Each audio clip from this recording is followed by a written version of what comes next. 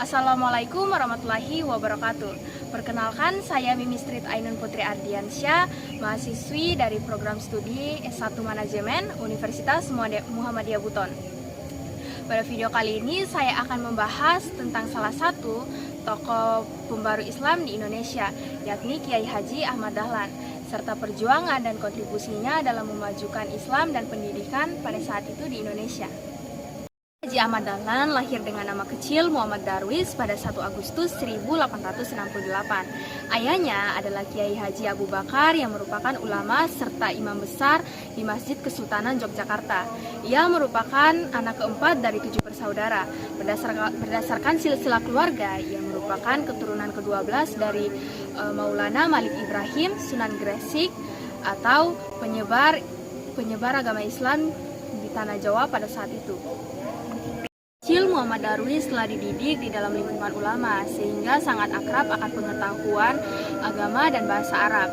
Pada tahun 1883, di usianya yang ke-15 tahun, ia menunaikan ibadah haji. Selain itu, ia menetap di Mekah selama 5 tahun untuk memperdalam pengetahuan agama dan bahasa Arabnya. Di sana, ia berinteraksi dengan pemikiran para tokoh-tokoh pembaru Islam dunia seperti Jamaluddin Al-Afghani, Muhammad Abduh, dan Rashid Ridho.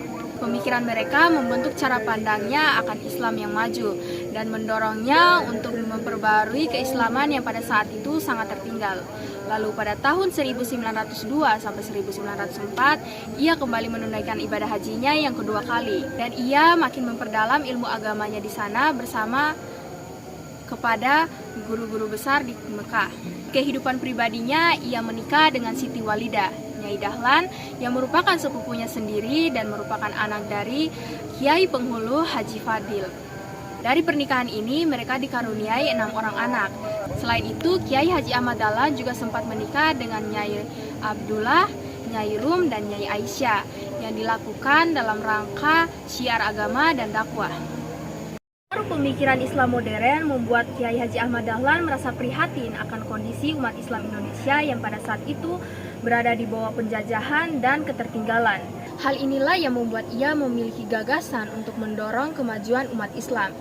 Beliau berdakwah dengan cara mendidik para pamong praja dan guru di sekolah-sekolah kolonial pada saat itu. Dengan cara ini, ia memperkenalkan Islam yang maju, rasional, dan mendorong kemajuan ilmu pengetahuan, terutama di kalangan terdidik. 16 November 1912, Kiai Haji Ahmad Dahlan mendirikan Muhammadiyah sebagai gerakan pembaruan Islam. Meski mendapat berbagai penolakan serta ancaman juga tuduhan, beliau tetap teguh dan sabar. Kemudian Muhammadiyah mendapatkan status badan hukum di tahun 1914 dengan batas wilayah Yogyakarta. Namun seiring berjalannya waktu, Muhammadiyah memiliki cabang di berbagai daerah melalui tablik dan jaringan perdagangan. Muhammadiyah diberikan izin membuka cabang di seluruh Indonesia pada tahun 1921. Kiai Haji Ahmad Dahlan juga memimpin organisasi secara demokratis dan aktif. Dalam Kongres Al-Islam di tahun 1922 ditegaskan bahwa peran Muhammadiyah sebagai pelopor pembaruan Islam di Nusantara. Kiai Haji Ahmad Dahlan wafat pada 23 Februari 1923. Beliau memiliki jasa yang sangat besar bagi bangsa Indonesia.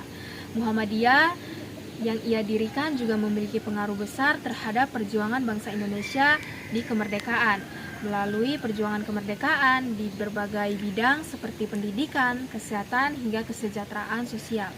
Banyak tokoh-tokoh besar yang lahir dari rahim Muhammadiyah, seperti Insinyur Soekarno. Lalu di tahun 1961, Kiai Haji Ahmad Dahlan dianugerahi sebuah gelar pahlawan nasional. Demikian video yang dapat saya bahas mengenai Kiai Haji Ahmad Dahlan. Saya berharap dengan adanya video ini dapat menambah wawasan serta pengetahuan kita tentang pembaruan Islam dan pendidikan. Terima kasih atas perhatiannya. Saya ucapkan wassalamualaikum warahmatullahi wabarakatuh.